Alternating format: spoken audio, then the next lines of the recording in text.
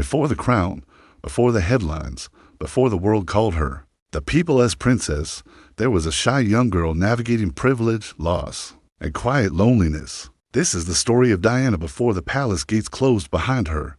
Diana Frances Spencer was born on July 1, 1961, at Park House on the Sandringham estate in Norfolk, England. Her father, John Spencer, later the 8th Earl Spencer, came from one of Britain's most established aristocratic families. Her mother, Frances Shane Kidd, also came from a privileged background. Diana entered a world of tradition, hierarchy, and inherited responsibility, but despite aristocratic lineage, her early life was not immune to instability. When Diana was 7, her parents' marriage collapsed in a highly publicized and bitter separation. Custody battles followed.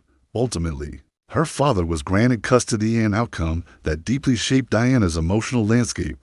Family. Friends would later describe her as sensitive, affectionate, and eager to please. She longed for reassurance. She longed for stability. This early experience of emotional fracture inside a privileged home would quietly define much of her adult empathy. Diana's education was traditional, but unremarkable academically. She attended Riddlesworth Hall and later West Heath Girls' School in Kent.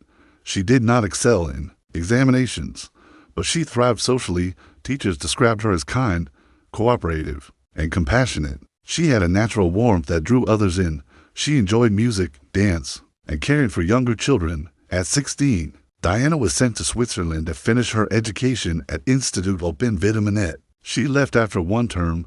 There was no grand career plan, no political ambition, no strategic trajectory toward royalty.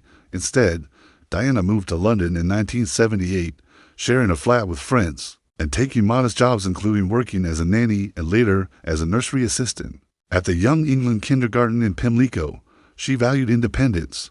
She earned her own income. At this stage, Diana was simply a young woman building an ordinary adult life, unaware that extraordinary scrutiny was approaching. Diana first met Prince Charles in 1977 when he was briefly dating her older sister, Lady Sarah Spencer. At the time, Diana was 16. Their romantic connection developed later. In 1980, Charles, heir to the British throne and 12 years her senior, was under growing pressure to marry. The monarchy sought stability and a suitable bride, young, aristocratic, and without controversial history. Diana appeared to fit the profile. The relationship progressed quickly. By early 1981, their courtship had become serious. On February 24, 1981, their engagement was announced. Diana was 19 years old. The ring of sapphires surrounded by diamonds instantly became iconic. But beneath the excitement, the scale of the transition was overwhelming. Within months, Diana moved from relative anonymity to relentless media attention. Paparazzi followed her daily. Headlines dissected her clothing, posture, and expressions. The British public projected fairytale expectations onto a teenager still forming her own identity. The early months of engagement were transformative and isolating. Diana later described feeling unprepared for royal protocol and public exposure. Palace systems were formal, rigid, and deeply traditional. She struggled with sudden fame. The press coverage was constant. Photographers camped outside her apartment. Newspapers speculated about her personality, appearance, and readiness. Behind the scenes, Diana began experiencing emotional distress.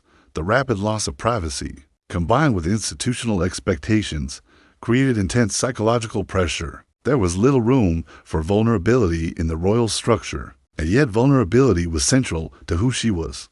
By mid-1981, preparations were underway for what would be called the wedding of the century. The ceremony was scheduled for July 29th at St. Paul's Cathedral.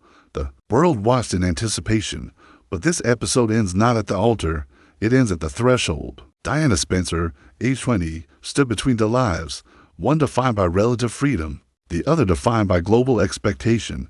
She was about to become Princess of Wales, but she was still learning who Diana was. Episode 1 is not about royalty, it is about formation. It is about how childhood fractures can produce empathy, how sensitivity can become strength, how a young woman unpolished and unprepared can step into history without fully understanding its weight.